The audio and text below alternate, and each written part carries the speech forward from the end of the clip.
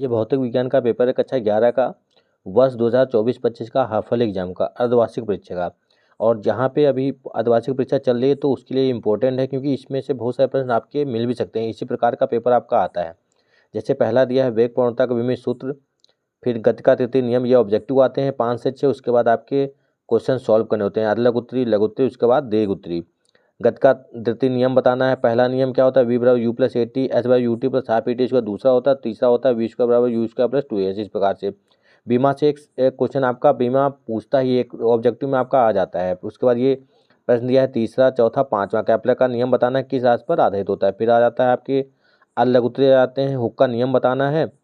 उसके बाद गुरुत्वीय त्वरण, ऊपर की कच्ची चाल, गुरुत्वीय त्वरण मतलब स्मॉल जी था कैपिटल जी में संबंध बताना, कोणीय त्वरण, द्रव्यमान केंद्र क्या बताना है, इसकी परिभाषा बतानी है, इलेक्ट्रॉन वोल्ट में कितने जूल होते हैं।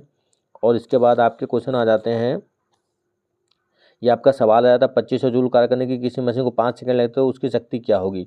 स्थैतिक घर्षण तथा घर्षण कोण में क्या संबंध है, जड़ का नियम, किसी प्रक्षेप के उड्डयन काल के लिए सूत्र बताना, आपका टी का मान बताना है, आवेग क्या है, घर्षण कोण।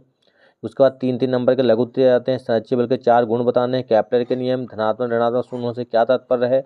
उसके बाद आपके दीर्घ उत्तरीय प्रश्न आ जाते हैं 5 नंबर का जो होता है, इसमें न्यूटन के गति विषयक नियमों का वर्णन करना है और प्रत्यास्थता गुणांक किससे कहते हैं।